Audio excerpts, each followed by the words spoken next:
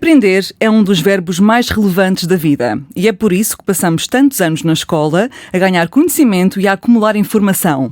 Mas na vida há muitos professores, além daqueles que estão ali em pé na sala de aula em frente ao quadro.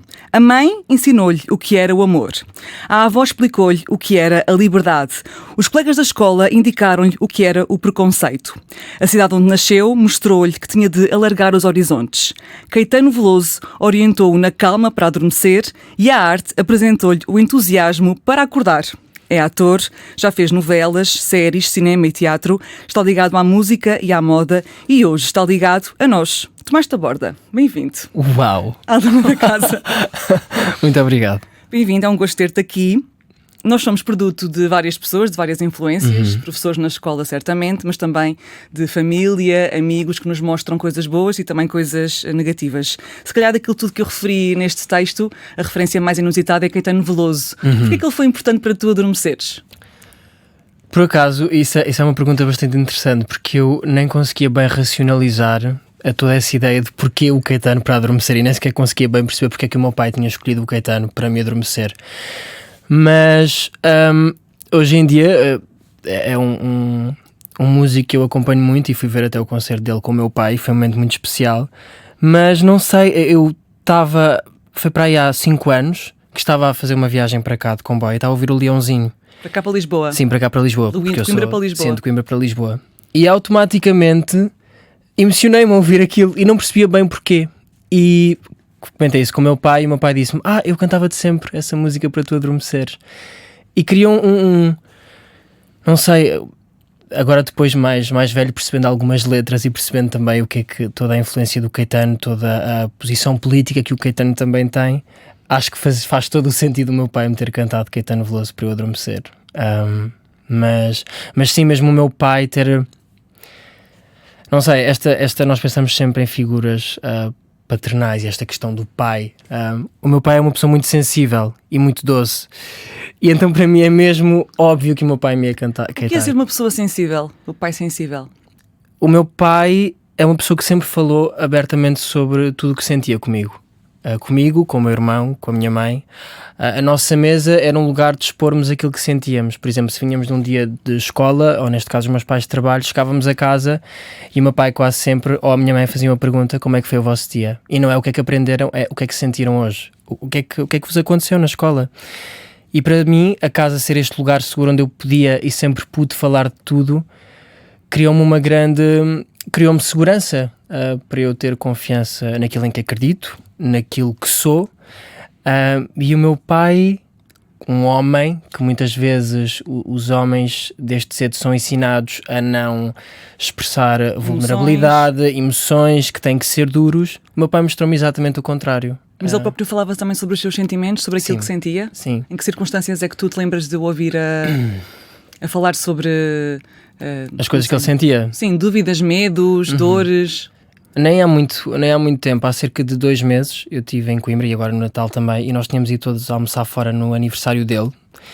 E eu perguntei-lhe, eu disse: mas como é que está o teu trabalho? Mas como é que tens-te sentido? Porque muitas vezes uma coisa que acontecia ao meu pai ele vê-me ou na televisão ou vê-me em palco, e o meu pai emociona-se sempre muito ao ver-me. E muitas vezes eu não percebo de onde é que isso vem. Claro que acredito que venha de um sítio de orgulho, mas acho que também vem de um sítio de provavelmente não sei se me expressou tudo aquilo que me queria expressar, não faço ideia. Mas sim, eu perguntei-lhe: como é que tu estás? Porque muitas vezes eu sinto que nós também nos esquecemos de fazer essas perguntas aos nossos pais. Às vezes estamos num modo tão automático na correria da vida que são só os meus pais a preocuparem-se comigo. Mas eu também tenho que me preocupar com eles, porque eles também já foram crianças, hoje em dia também ainda têm sonhos para alcançar. Ele também é honesto nisso, naquilo que sente, ou seja, se está mal, diz que está mal. Sim.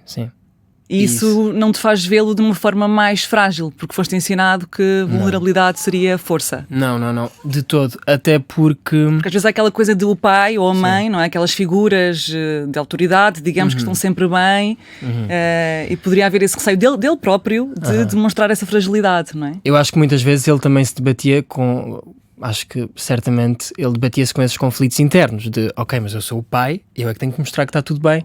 Mas acima de tudo, antes de sermos pais, antes de sermos avós, filhos, irmãos, nós somos humanos, por isso nós nunca vamos estar bem. vai sempre haver momentos em que vamos estar mal e é perfeitamente legítimo uma pessoa de 50 anos hoje em dia ainda estar mal e poder dizê-lo a mim, que sou filho. Porque acho que a ajuda tem que vir de ambos os lados. E nós precisamos uns dos outros, por isso acho que faz todo o sentido o meu pai poder desabafar comigo e com o meu irmão, e acho que isso só nos aproxima. O pai, a mãe, as avós são muito importantes no início para nós podermos ser nós próprios ou nós próprias. E tu és ator, gostas muito também de moda e de música, e se hoje consegues ser isso tudo na plenitude é também porque desde o início da tua vida tu pudeste ser livre a expressar aquilo que querias fazer e sentir. Desde pequeno que tu gostavas muito de brincar, por exemplo, com os vestidos, com a roupa da tua mãe. Sim. E isso era estimulado, não era castrado. Não, nunca. Acho que também o facto de eu ter crescido rodeado de mulheres também me permitiu habitar um espaço emocional que muitas vezes é proibido aos homens habitarem, como eu estava a dizer há pouco. Mulheres, quem? A tua mãe, a tua minha avó? mãe, as minhas duas avós, materna e paterna, mas eu cresci mais com a minha avó paterna porque foi ela quem me educou, e a minha madrinha, que eu lhe chamo Mitá. Elas as quatro são sem dúvidas são referências fulcrais na minha vida e no meu desenvolvimento e naquilo que eu sou hoje em dia, e muito porque eu tenho memórias, principalmente físicas, de sentir um conforto com elas, que ainda hoje sinto muitas vezes quando eu vou a Coimbra. Se estiver na casa de alguma delas e se estivermos às vezes só a ver um filme, eu adormeço quase sempre. Estás relaxado? Estou completamente relaxado e foi muito estimulado por elas principalmente. Eu lembro-me que até mesmo antes de eu pensar em ser ator e tudo isso, eu acho que toda essa ideia já era estimulada por elas, mas mais pela liberdade que elas me davam para eu brincar com o que eu quisesse. Eu lembro-me de chegar à casa da minha avó e eu olhava para os vestidos e para os sapatos e eu ficava, eu quero usar isto. Os sapatos altos? Os sapatos altos, sim. Adorava andar ali. E usavas e elas riam-se? Sim. Era uma coisa, e lá está, acho que também é importante contextualizar que eu venho de uma aldeia do interior e muitas vezes temos esta ideia associada ao interior de ser uma coisa muito atrás do centro, que é uma ideia completamente errada, na minha opinião, porque muitas vezes essas pessoas só precisam de ter referências e de conviver com para desmistificar certas coisas que têm. Isso pode acontecer num centro como no interior. Mas para elas era uma coisa perfeitamente normal, era simplesmente uma criança a querer brincar com aquilo que me fazia feliz. Não havia uma categoria para me associar era simplesmente uma criança que era neto da minha avó, afilhado da minha madrinha, filho da minha mãe, que queria brincar com aquilo que me fazia feliz. Só isso. Tanto é que eu lembro-me que foram os meus pais que me sugeriram eu ir para o balé. Não foi uma ideia minha. Com quantos anos é que foste para o balé? Com... mais ou menos. 6 anos. Porque eu lembro-me que uma amiga minha andava no balé e eu ficava muito encantado que sempre que ela chegava com as histórias do balé, que tinha aprendido a fazer o plié, e os meus pais disseram, mas porquê que não vais experimentar? Nós levamos-te. E lembro-me, tenho memória de ser assim uma sala mais ou menos como esta, com vidros, e eu ver os meus pais do outro lado a assistirem-me a ter a minha primeira aula de balé. E também tens memória de essa abordagem deles ser uma coisa diferente dos outros pais, ou foi só mais tarde que tu percebeste que aquilo que tu viveste era diferente daquilo que muitos outros pais faziam com os filhos? Pois isso por acaso é uma boa questão. Porque eu sinto que nós só temos noção do nosso privilégio quando começamos a olhar à nossa volta e perceber a realidade dos outros, porque até ao momento era a minha realidade e era a minha normalidade. Mas sim, depois comecei-me a perceber através de coisas que via na escola e muitas vezes do contacto com outros miúdos, porque a educação define muito a forma como nós estamos socialmente, e vi alguns colegas meus com alguns comentários que eu não percebia porque também não os ouvia em casa. Mas porquê? Por causa da forma como tu te vestias? Porquê? Ou seja, eu lembro-me mesmo antes de eu me conhecer ou de criar a minha identidade com base, se calhar, numa imaginação e em coisas que eu gostava, em felicidade, afeto, já me obrigavam a tentar criá-la através de uma categoria que eu nem conhecia na escola. Ou seja, mesmo antes de eu saber o que era os miúdos chamarem-me gay ou o que fosse, porque eu nem percebia bem o que era, ou seja, eu antes sequer de me identificar com o que quer que fosse, eu já era chamado de mil e uma coisas quando era mais novo. Mas em tom negativo? Sim, sempre em tom negativo, sempre em tom pejorativo. E não julgo nenhuma dessas crianças, porque eu próprio também depois dizia coisas más, porque, ou seja, se me magoam, depois nós vamos fazer. Mas portanto, usavam o gay como um insulto? Sim. Na altura, sim, quando... E foi só aí que depois comecei a ter noção, ok, mas porquê é que eu ser assim é uma coisa má? Porquê é que eu brincar com estas coisas é uma coisa má? Qual é o mal de eu brincar mais com raparigas do que com rapazes? Mas isso era desde muito cedo, então? Esse tipo de insultos feitos com essa forma e muitas vezes não era só através dos meus outros colegas, mesmo através de auxiliares. Eu lembro-me de me questionarem porque é que eu queria brincar com bonecas. Ou seja, haver quase... Não era uma pressão para eu ir brincar ou para eu jogar futebol, mas era... Oh Tomás, mas os teus amigos estão ali os rapazes a jogar futebol, vai jogar com eles. Mas eu não quero jogar futebol. Não me apetece jogar futebol, eu quero estar aqui a brincar com as minhas amigas. Até porque se em casa te diziam que estava tudo bem, era estranho que na escola te dissessem que estava tudo mal, com esse tipo de gostos. Exato, sim, mas efetivamente eu acho que as escolas têm também depois um papel fulcral no desenvolvimento de uma criança, de um jovem. Mas então era com os jogos que tu gostavas ou com as brincadeiras? Era com o quê? Com a forma como tu te apresentavas? Em que é que pegavam? Sim, ou seja, eu também sempre fui Pronto, agora vou voltar a pegar na palavra sensível. Mas eu lembro que era um menino que emocionava-me com muita facilidade. Mesmo às vezes os professores estavam a ler histórias ao professor e eu emocionava-me com aquilo que estava a ouvir. E havia sempre algum comentário como os meninos não choram, que é uma coisa que eu acredito que a maior parte dos rapazes tenham ouvido. E eu sinto que eu tive o privilégio de crescer com mulheres e numa casa bastante segura, onde toda a minha expressão não era reduzida ou não era quase amputada, vá. Era simplesmente, eu tinha liberdade para fazer aquilo que quisesse. Mas o problema é que eu acho que quem não tem esse apoio, e então nós homens, eu acho que depois há mesmo quase, não podendo habitar este espaço emocional de liberdade que muitas vezes é mais associado a mulheres, acho que cria um analfabetismo emocional nos homens, porque se nós não somos ser homem, não devia ser não poder sentir, não devia ser força, não devia ser viralidade, não devia ser competição, porque lá está, eu cresci junto de mulheres que tinham uma escuta tão ativa, havia afeto por todo lado e sinto que isso me permitiu a mim sentir o que me apetecesse.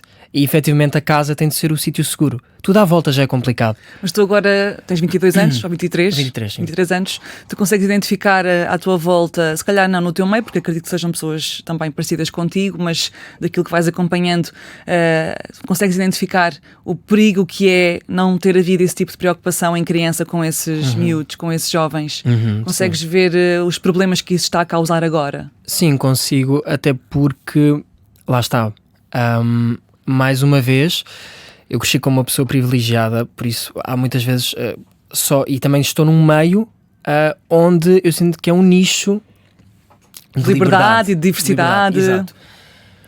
Por isso muitas vezes depois quando me deparo com certas coisas é que me percebo, ok, realmente isto está muito mais antiquado do que eu achava. E não sei, principalmente em relação a pessoas queer, eu sinto que as pessoas queer nunca não crescem, ou raramente crescem a ser elas próprias. Crescem, antes mesmo de criar uma identidade, criam uma personagem que é mais segura para viver em sociedade, para não serem julgadas, sim, uma capa. E lá está, isso acaba por atrasar processos. E como estavas a dizer, em idade adulta, muitas vezes, eu ainda hoje, e tive uma casa segura, eu ainda hoje questiono-me realmente o que é que sou eu e o que é que são barreiras que eu tive que criar e proteções que eu tive que criar para conseguir viver. Mas que capas foram essas que tu foste criando? Olha, eu lembro perfeitamente aos meus 16 anos, sim, 16 anos, e ao longo do tempo eu tinha duas formas de agir. É a primeira vez que falo sobre... É o que tu dizes, as pessoas aqui abrem-se muito e falam muito abertamente. Mas eu tinha duas formas de agir, que era uma forma de agir com os meus amigos mais próximos e com os meus pais, e uma forma de agir que é mais ao encontro daquilo que eu via os meus colegas rapazes, a forma como eles agiam em sociedade. E eu adaptava-me e tentava silenciar algumas coisas em mim para ir mais ao encontro daquilo que era a norma. Ou seja... por exemplo, eu lembro-me de não querer usar uma certa roupa, eu acho que eram umas calças bege que na altura toda a gente usava e eram uns polos, e eu quis começar a usar porque eu vi os meus colegas a usar e eu era gozado por não usar.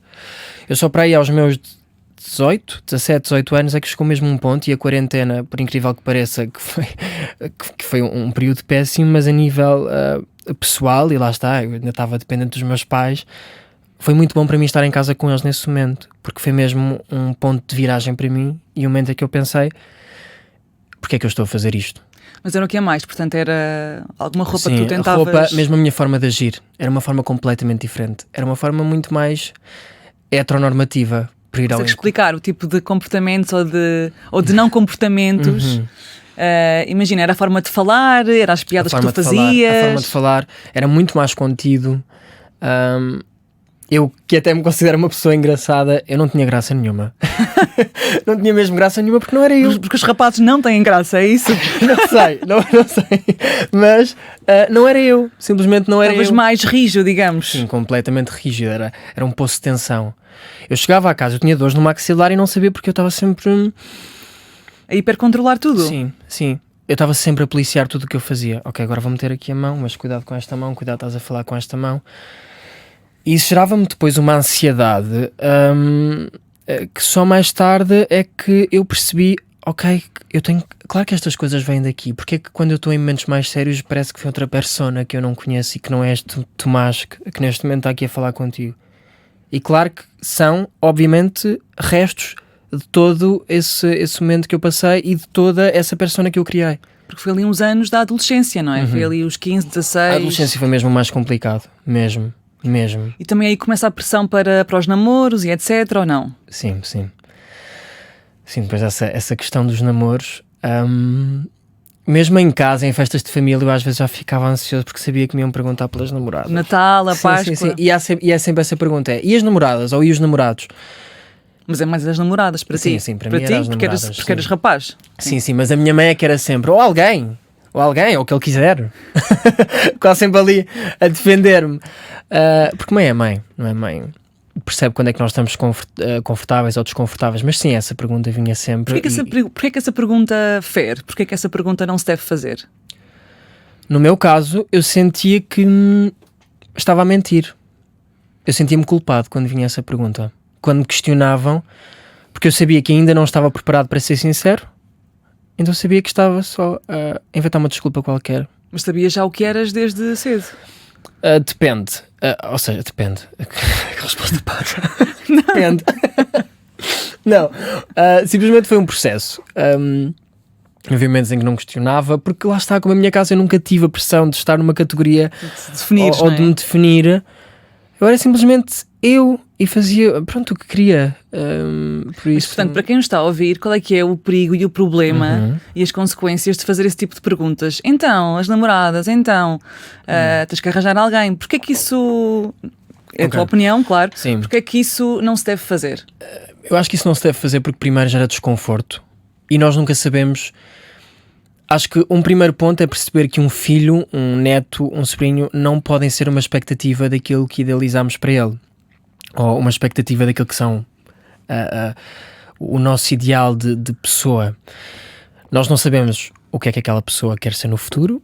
Temos sim é de permitir que haja uma escuta ativa entre ambos para perceber o que é que aquela pessoa quer fazer da vida, o que for.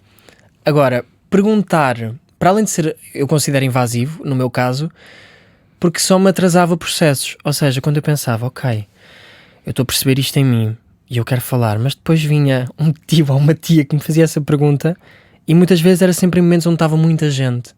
E isso é já estar a partir de um princípio que eu perguntar-te, então e os teus namorados?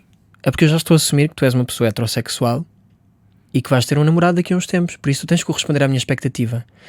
E como é família, a ligação e como emocional é família, exato, e eu sentia-me magoado e às vezes eu nem percebia porquê e ficava irritado com essa pessoa que me perguntava. Depois pensava, ok, mas ele também está-me só a tentar fazer uma pergunta, se calhar ninguém lhe ensinou. Está a fazer conversa só e acha que isso é fazer conversa. E muitas vezes também não nos podemos esquecer que as pessoas não nascem ensinadas e que também eu não podia ficar logo ofendido, mas lembro que me cansava essa pergunta. E acho que é mesmo mais por isso, acho que é simplesmente perceber que nós não temos a certeza de nada sobre aquela pessoa. Por isso, ao fazermos essa pergunta, podemos estar a colocá-la numa situação desconfortável. Acho que é mais isso. E depois tu fizeste um coming out oficial, ou como a casa era muito livre, foi também fluido esse processo? Foi completamente fluido. Não foi chegares a casa e dizer, mãe, pai, tenho uma coisa para contar, não foi assim? Não. Até foi, eu estava num jantar com os meus tios, com os meus pais, e em conversa... Entre a entrada e o prato principal? Foi mesmo. Não, já tínhamos bebido uns copos de vinho. Mas eu sabia que a minha mãe... sabia que para os meus pais não era nenhuma surpresa. Tanto é que depois, em conversa, eu disse algo que levou os meus pais a entender o que tinham a entender. E foi mesmo... Meu pai deu-me só um beijo na testa a dizer: desde que estejas bem, nós estamos aqui. Mas a primeira pessoa com quem eu falei sobre a minha orientação sexual foi com o meu irmão. Que é mais velho ou mais novo? É mais novo. Quantos anos? O meu irmão tem neste momento 20. 3 anos. É 3 anos mais novo, sim.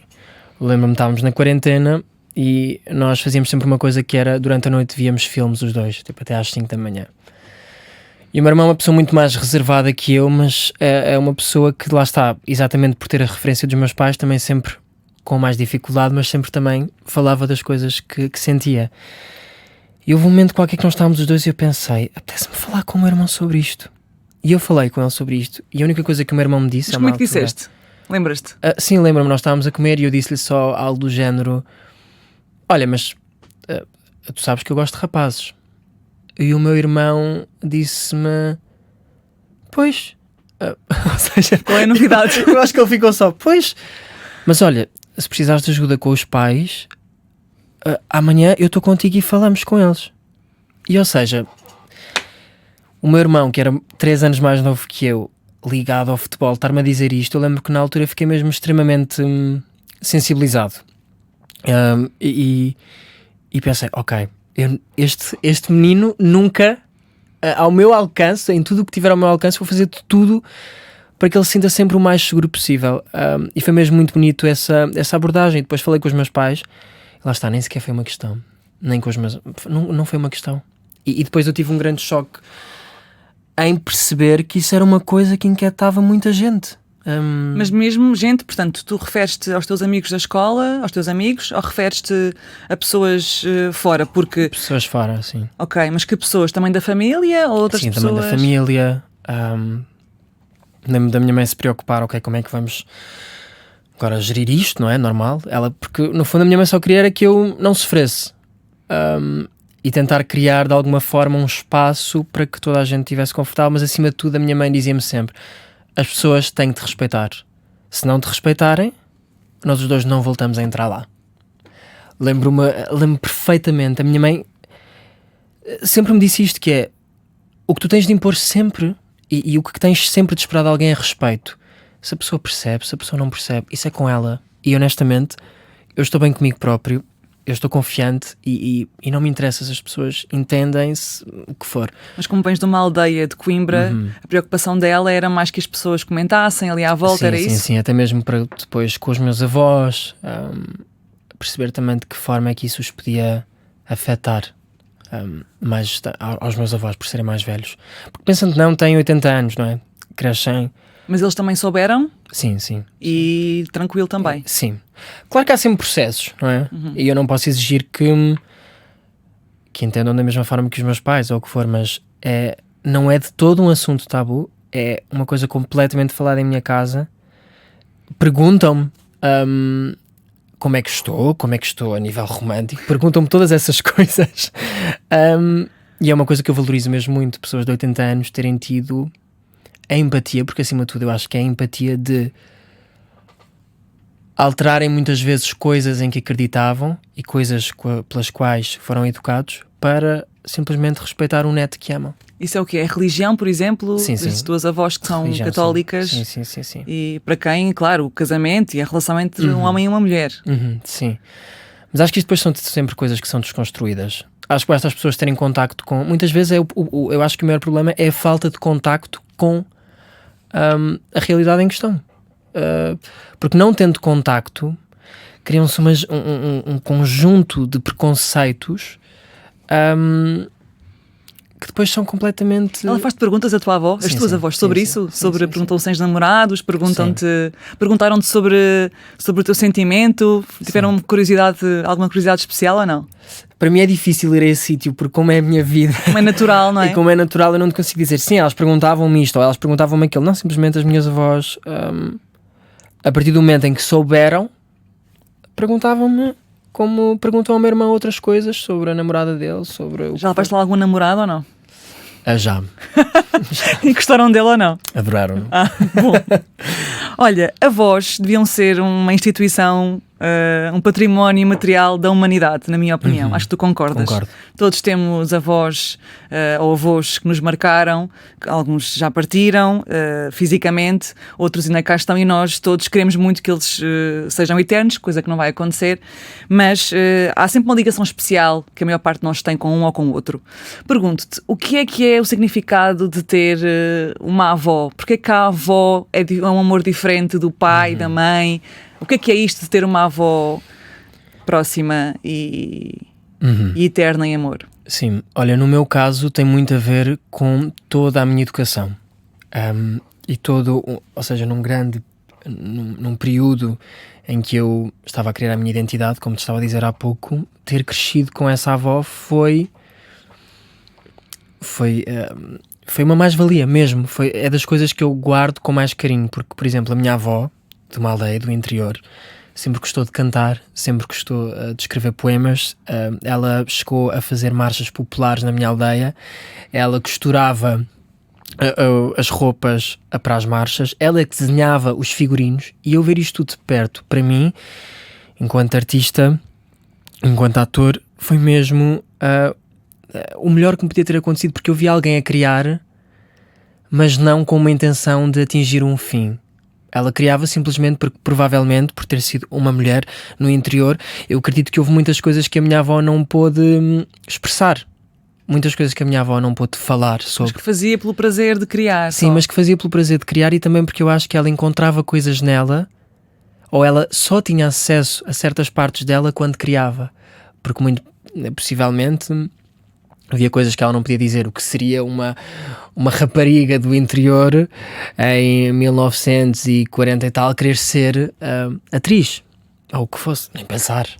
Nem pensar.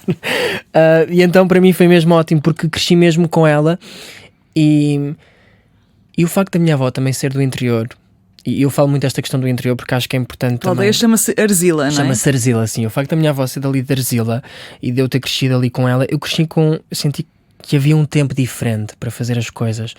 Nós, se fosse preciso, passámos uma tarde a fazer um bolo, ou uma tarde a fazer um doce, e eu fazia-lhe perguntas de tudo. Eu lembro-me que me questionava imenso.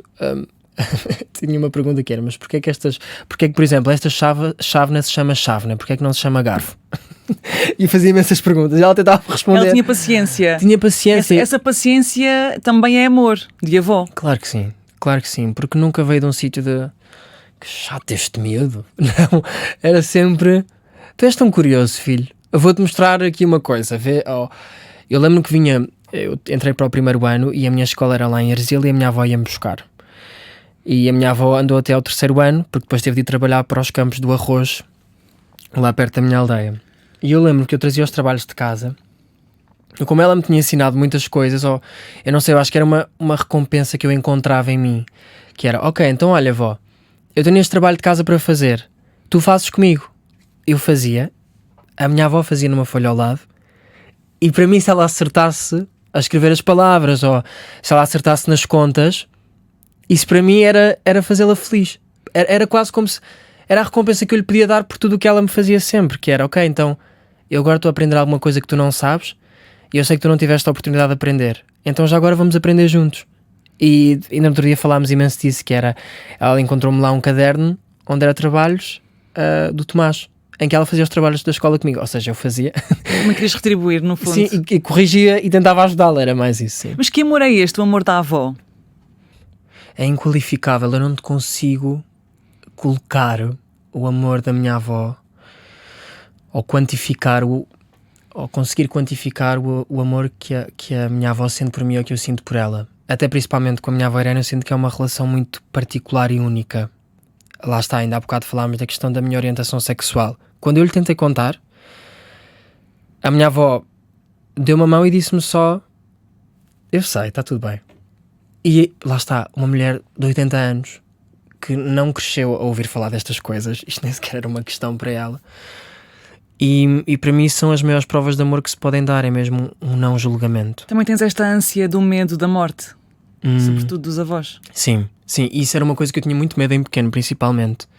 Eu perguntava: vovó, mas tu morres vais para onde? mas tu não vais morrer já. E depois eu pensava, mas tu já és velhinha.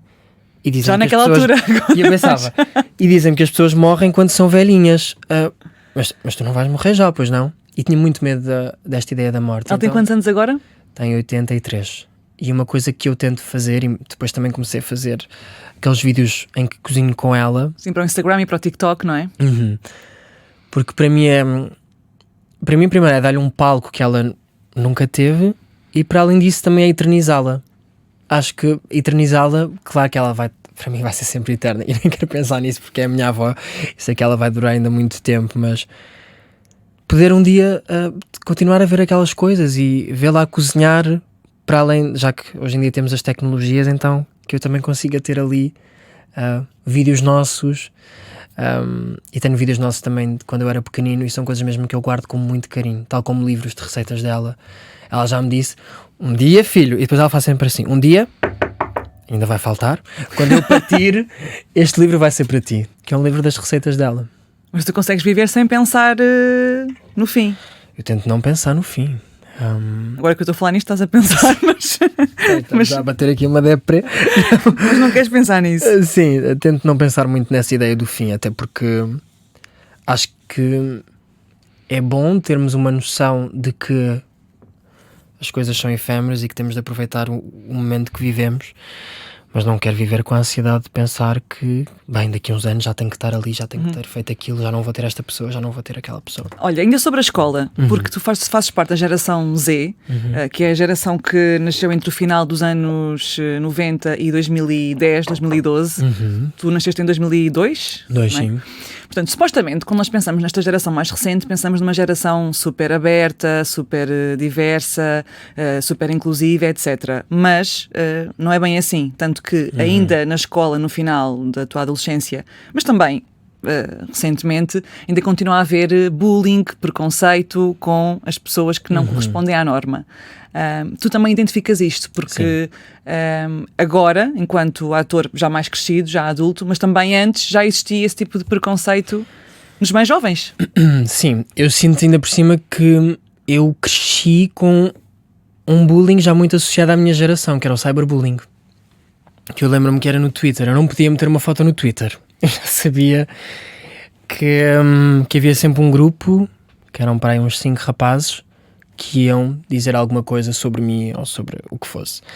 Mas, pegando um bocadinho nessa questão da geração, eu acho que a minha geração também vive muito sob uma lente muito particular. Toda esta questão da exposição constante, as redes sociais, isto também, para além de gerar ansiedade, e felizmente falamos muito disso, eu acho que nós também falamos de assuntos como identidade de género, falamos muito de assuntos de saúde mental, e acho que às vezes isso também cria um desconforto noutras gerações, porque eu sinto sempre que todas as gerações vão achar que a próxima é mais excessiva, é mais perdida, mas eu acho que mesmo apesar de eu ter sofrido esse preconceito e de eu ter sofrido muito essas questões, eu sinto que há pessoas, como em qualquer geração, mas há pessoas maravilhosas nesta geração e há pessoas que têm muita coisa para dizer, e felizmente eu acho que muitas pessoas acham a geração Z barulhenta porque durante muito tempo o silêncio foi imposto,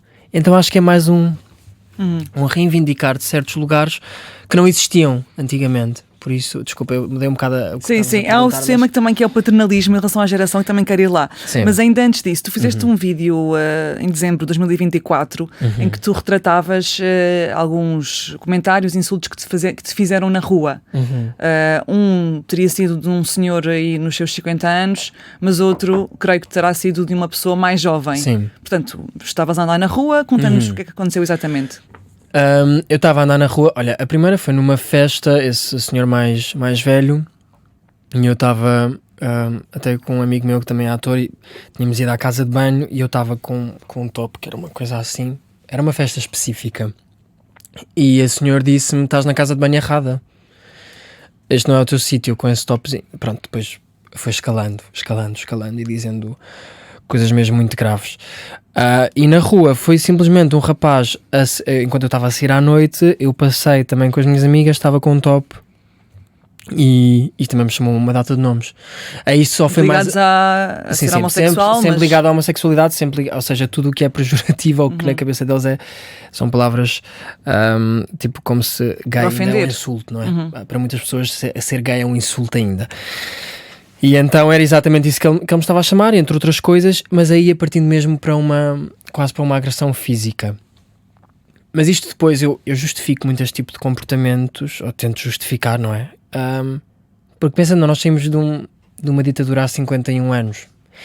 Eu acho que há muitas coisas que ainda se ouvem em casa, e mais uma vez eu dizer que em idades, quando somos crianças ou adolescentes, é tão importante nós podermos falar com os nossos pais em casa e podemos estar em casa seguros. Eu acredito que muitas dessas coisas sejam coisas que sejam ouvidas em casa. Mas quando se ouve esse tipo de coisas, volta-se àquele miúdo de 15 anos que queria mudar de roupa, que queria contrair os seus movimentos para caber num sítio? Sim, mas... Naquele momento há um gatilho até... é um gatilho, claro. E preciso sempre de um tempo para me tentar reorganizar até. Porque para mim, eu depois também tenho muita dificuldade em calar-me nesses momentos e às vezes também, assim, não me quero colocar em perigo, não quero colocar em perigo as pessoas que estão comigo, mas efetivamente vamos muito para esse sítio. É impossível não ir, porque é um trauma.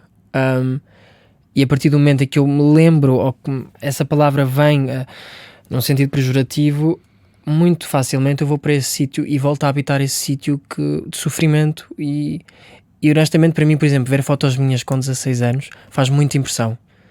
É mesmo uma coisa que eu evito ver até. Mas tu respondes na altura, quando há esse tipo de comentários, ou o que é que se deve fazer? Eu não Mas diz-me nessas duas coisas. Nessa situação, desse rapaz, eu estava com amigas minhas que depois também entraram, depois também sofreram agressões dessas minhas amigas, mas nada, respondi só, a única coisa que eu perguntei é, eu tenho que mudar, eu fiz alguma coisa, e depois às vezes há quase até uma tendência a pedir logo desculpa, desculpa no sentido, bem, mas olha, eu quero-te já dizer, se eu fiz alguma coisa, desculpa, mas o que é que se passou? Eu não tenho que pedir desculpa por ser eu e por usar aquilo que me apetece. Eu não tenho que pedir desculpa por ter a expressão que é a minha expressão. Eu não tenho que pedir desculpa por isso. E todas estas construções que nós desenvolvemos lá está, mais uma vez associado também à questão de crescermos com uma identidade, ou antes temos uma identidade, temos uma personagem. Essa minha personagem também era sempre baseada no desculpa. Desculpa por estar aqui sentado, desculpa por estar a falar, desculpa por estar a usar esta roupa, desculpa por me expressar desta forma, desculpa, não te queria deixar desconfortável. Mas é sobre essa pessoa, é sobre mim também. E quando é que é o meu momento de viver? Quando é que é o meu momento de eu poder usar o que me apetece? Se eu vou estar sempre a pensar no desconforto do outro, sendo que eu estou só a ser eu próprio, e eu não estou a invadir a liberdade individual de ninguém. A pessoa é que está a invadir a minha liberdade por achar que está no direito de fazer comentários em relação àquilo que eu sou e em relação à forma como eu me visto e como eu me expresso. Para ti não há uma lógica, não há uma equação certa sobre como reagir em cada momento desses? Porque um dia podes estar mais sensível, outro dia podes estar mais racional e consegues parar. Não há uma equação que resulte sempre. Não. Até porque uma coisa que eu defendo sempre é que nos tratemos todos à base do respeito. E essas ofensas, obviamente, não vêm com respeito. E falar sobre isso publicamente também é uma forma de poder. Ou seja, de transformar uma situação muito negativa em algo de que tu agarras e dizes, não, eu vou falar sobre isto sem medo. Quando falaste publicamente, por exemplo, sobre isso... Eu sinto que não falo assim imenso destas questões. Por exemplo, aqui contigo neste momento estamos a falar muito disso, mas eu também falo, porque eu lembro-me de ser mais novo e às vezes as minhas referências eram maioritariamente mulheres, porque eu não me identificava com muitas coisas que eu via certos homens dizerem na televisão. E então eu sinto que não é uma responsabilidade em falar destas coisas, mas se hoje em dia tenho uma plataforma onde posso falar de coisas que me inquietam, onde tenho jovens, onde tenho pais, onde tenho vários públicos, se aquele vídeo os fizer pensar em algum comportamento que tenham tido, isso para mim já vale a pena. Geração Z é a tua. Tenho aqui as datas certas, concretas. Foram as pessoas que nasceram entre 1997 e 2012. Há coisas boas e há coisas más em qualquer geração. A geração Z não é exceção também. O que é que são as coisas boas e as coisas más, claro, é a tua opinião, desta geração? Coisas boas. Coisas boas. Dizias, portanto, as causas sociais, não é? As causas a geração sociais, que liga ao sim. ambiente, que fala sobre saúde mental. O não ter medo de falar. Claro que isto não é toda a gente, mas acho que hoje em dia conseguimos impor mais limites sobre certas questões. E acho que isso é essencial. Para além disso, eu acho que temos... ouvimos várias opiniões. Eu, por exemplo, no meu grupo ouço coisas de várias pessoas, e nós somos quase todos mais ligados às artes, e ouço coisas que me fazem pensar. E eu tenho empatia para ouvir aquilo que o meu amigo diz. Posso não concordar, mas penso, ok, deixa-me tentar analisar isto e perceber com o que é que eu me identifico ou não. Acho que uma coisa má provavelmente é a impaciência, é a ansiedade, mas principalmente, e no meu caso, a impaciência. Impaciência em quê? Ou seja, como estamos habituados a estímulos constantes, é tudo rápido, tem que ser tudo rápido. Eu sou muito impaciente. Mas o que é o crescimento profissional, por exemplo, sim, é sim. isso? Então eu sou extremamente impaciente, e às vezes tenho mesmo que acalmar-me e pensar que não tenho que me estar sempre a comparar. Esta questão da comparação também acho que é uma coisa que nos afeta, porque como temos tanto acesso a uma parte da vida que as pessoas querem mostrar, que é as redes sociais, em que só mostram aquilo que querem, que é a parte boa, inconscientemente vamos sempre comparar. Mas em relação, há bocado também estavas a falar de uma coisa que eu achei interessante, que é o paternalismo, que eu sinto muitas vezes em relação a esta geração Z. E eu acho que esse paternalismo diz muito mais sobre o medo da mudança do que sobre a capacidade que esta geração tem, de coisas que tem para dizer, de coisas que tem para falar, porque há pessoas extremamente interessantes. Nós não somos só telemóveis. A geração Z não é só telemóvel, não é só iPad. E o telemóvel também é usado para falar sobre causas sociais. Há Claro. conteúdo bem feito e sólido sobre certos temas também. Claro, agora claro que depois também temos outros problemas, mas acho que estes são assim os problemas e as qualidades que Mas eu dizes encontro. medo de mudança, ou seja, gerações mais velhas que não querem ser confrontadas com outras abordagens, com coisas que eventualmente terão feito mal, portanto não se querem autoavaliar, é isso? Sim, sim. Eu acho que da mesma forma que às vezes na minha geração é tudo muito rápido, eu também sinto que as pessoas reconhecem mais rapidamente se calhar os erros. Ou se calhar pensam, fogo, no ano passado tens razão, não devia ter dito nada daquelas coisas. Tens toda a razão. E sinto que pessoas mais velhas é mais difícil ter esta postura também, porque viveram mais tempo, cresceram mais tempo dentro de uma certa realidade, e é mais difícil fazer este ajuste. Por isso eu acho que passa muito depois, ou são confrontadas com certos temas dentro de casa que as obriga a mudar e a pensar de outra forma, ou então estão sempre com o mesmo tipo de pessoas em que não se questiona, em que não é permitido os mais novos falarem, vão sempre ficar no mesmo sítio. A juventude ainda é vista como pouca credibilidade, porque ser jovem ainda é não ter capacidade suficiente para poder falar sobre um certo assunto. Sentes isso também? Sim. Eu acho que até podemos pensar, por exemplo, a questão do ensino, o português. Eu lembro-me que me fazia imensa impressão quando estávamos a dar algum autor e eu questionava uma professora porque é que a interpretação daquele texto era esta, porque eu tinha pensado de outra forma, e essa minha interpretação não era tida em conta. O que era tido em conta é a regra, que é, não, é assim. Mas porquê é que não pode haver outra forma de pensar? Porquê é que não pode haver outra tentativa? Ou pelo menos então expliquem mesmo bem porque é que é assim, porque sim não me chega. Mas, desculpa, já me esqueci do que é que e hoje isso também se mantém, portanto, haver algum olhar de não, nós é que estamos aqui há mais tempo, a idade ainda é oposto para nós é que sabemos porque nós somos mais velhos. Sim, mas da mesma forma que nós aprendemos com pessoas mais velhas, eu acho que nós também temos outras perspectivas que também são necessárias, e pensando que não, nós é que vamos dar continuidade a isto, por isso, pelo menos tentem nos ouvir um pouco. E impaciência? Impaciência em quê, Tomás? Como eu disse, a nível de carreira tenho muita impaciência. Queres fazer isto, queres fazer aquilo? Sim, é sim, isso? sim. Quero estar em todo lado e não quero perder oportunidades e quero fazer aquele casting e tenho que conseguir aquele trabalho. E muitas vezes tenho de pensar, calma, toda a gente tem o seu tempo. E não é por aquela pessoa estar neste sítio que eu também tenho de já estar neste sítio. Eu tenho que lidar com essa frustração.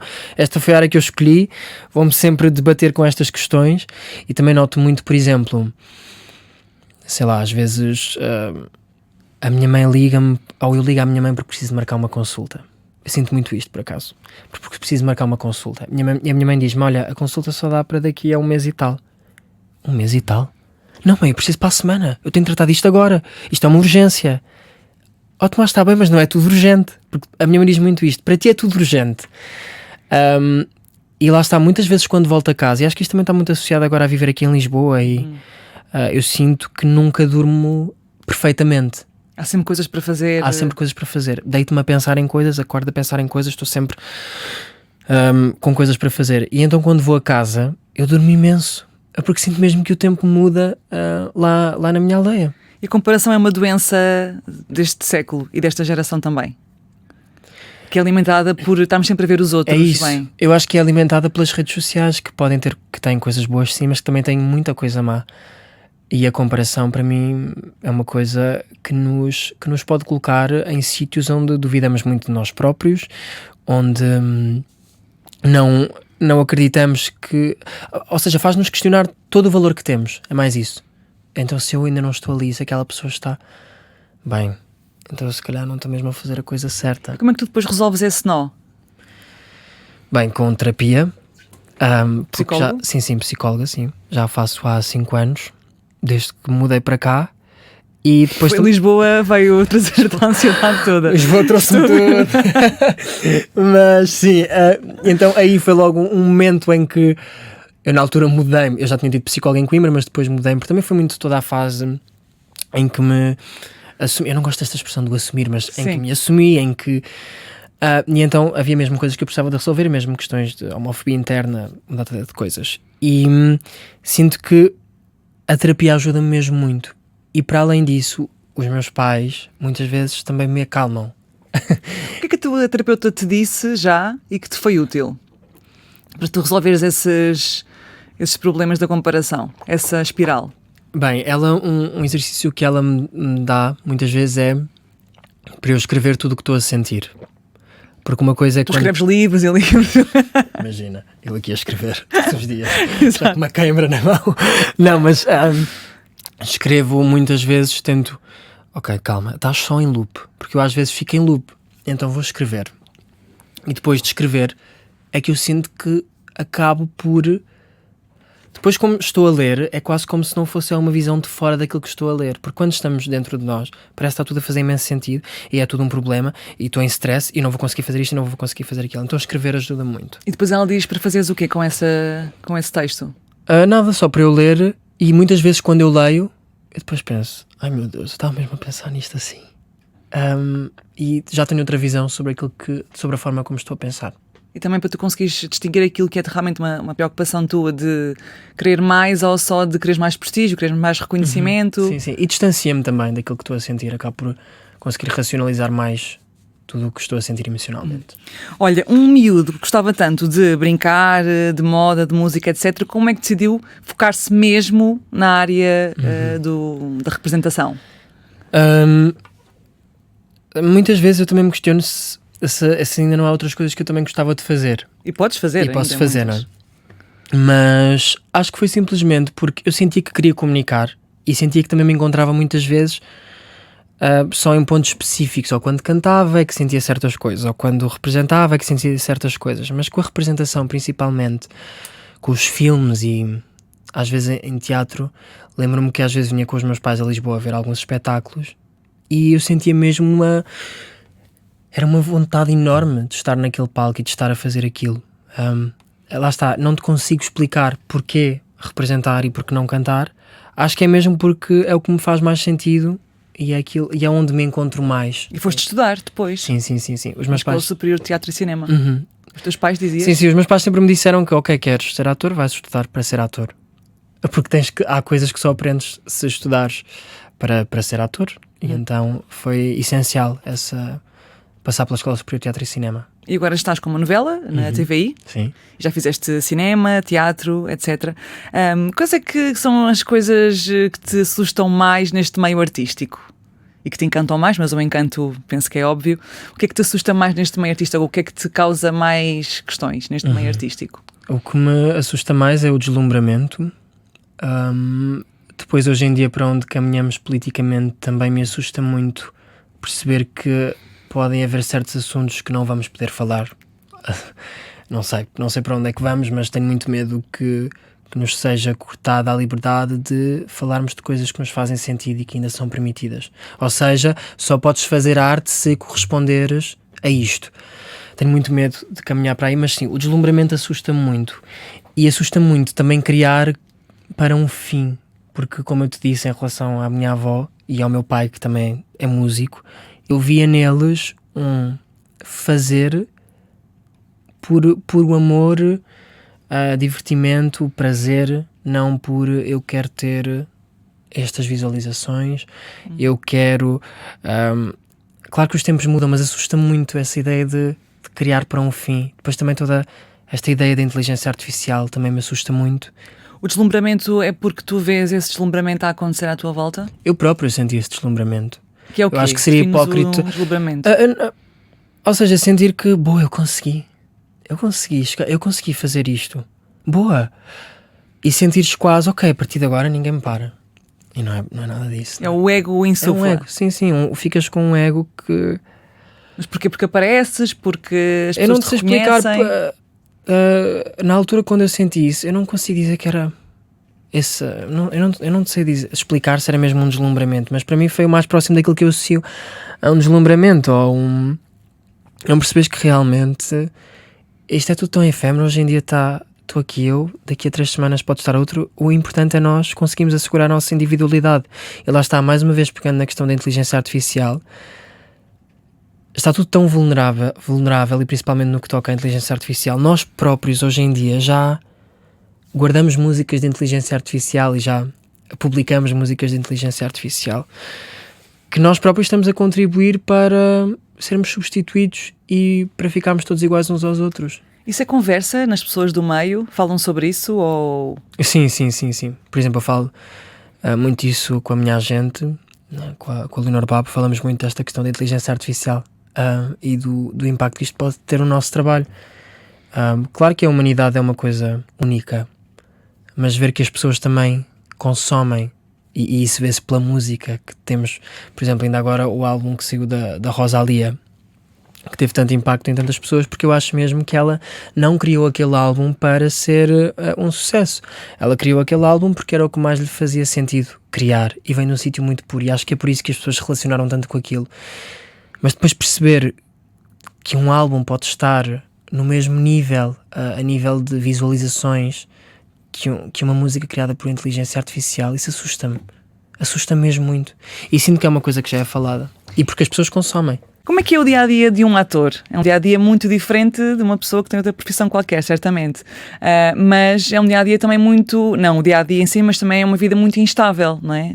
É projeto a projeto, basicamente. Sim. Tu lidas bem com essa instabilidade? É uma característica também desta geração que é muito flexível e por isso lida bem? Ou também, como ainda és bastante jovem, ainda não estás preocupado com isso? Eu hoje em dia sinto que eu ainda ou até lido bem com isso, porque se calhar por causa da geração, se calhar tens razão, mas também por causa dos meus pais sempre me terem dito: há sempre muita coisa que podes fazer. Claro que eu fico ansioso e quero trabalhar mais, mas acredito que o que tiver de ser meu será. Penso sempre muito nisso. Desde que eu faça o trabalho o mais justo possível, acho que depois as coisas acabam por se encaminhar. Tu tens assim algum objetivo grande? Depois daqui a 20 anos alguém vem buscar esta entrevista e quando tu concretizares? Bem, eu gostava muito de fazer coisas no mercado espanhol, gostava muito também de tentar fazer coisas internacionalmente, obviamente, mas também acho que Portugal tem muita coisa boa e há muita coisa boa ainda para ser feita aqui. E há muita coisa que eu ainda quero fazer aqui, há muitas coisas que eu gostava de fazer. Eu não tento pensar a longo prazo e dizer-te: ok, eu daqui a 10 anos tenho de ter feito este espetáculo com este encenador. Não, mas há várias pessoas com quem quero trabalhar, há vários assuntos sobre os quais eu gostava de levar para palco ainda. Que assuntos, por exemplo? Por exemplo, toda esta ideia da minha geração, e porque isto é uma coisa que me inquieta muito, ver a forma como às vezes há um paternalismo muito associado a esta geração. Não sei em que formato é que gostava de levar, mas gostava muito de falar disto. Mas não sei, acho que é uma coisa que se calhar daqui a 5 anos te respondo com mais segurança. Para terminar, gostava também de falar contigo sobre a moda. Porque muitas vezes, quando se fala sobre moda, as pessoas associam, uma parte das pessoas associa uma coisa fútil, não é? Enfim, uma coisa mais prática que temos que usar no dia a dia, mas que a moda em si, os desfiles, são coisas sem importância ou, enfim, ligados mais à estética e, portanto, menos relevante. Mas a moda também pode ser poder, também pode ser forma de estar. Eu sei que tu, quando eras mais miúdo, ias para o YouTube ver desfiles de moda de vários criadores bastante reconhecidos na área. Qual é que é o poder que a moda tem para ti? Porque tu, olha, o caso de hoje, tens uma t-shirt que diz a democracia fica-me bem, por exemplo, é a moda a mostrar o seu poder. Qual é que é o poder que a moda tem para ti e que tu achas que nós também podemos usar no dia a dia? E como é que tu a usas para te empoderares? Para mim foi exatamente isso, foi mesmo para me empoderar. Eu via certas. Eu lembro-me de ser mais novo, ir às compras com a minha mãe e imaginar: uau, este vestido ia ficar super bem à minha tia, à minha madrinha, o que fosse. Mas acho que foi muito desse sítio de. Eu acho que a moda diz muito sobre as pessoas em si, ou seja, tu usas. Porque é que tu escolheste essa camisola e eu escolhi esta? É porque há alguma coisa em nós que nos disse para usarmos isto. E acho que a moda também tem um papel fundamental, e acho que a moda também é cíclica. Hoje em dia é o que usamos. Eu, por exemplo, agora estou a voltar a usar coisa que os meus pais usavam. E isso para mim tem muito valor também. Porque transporta memória. Transporta memória.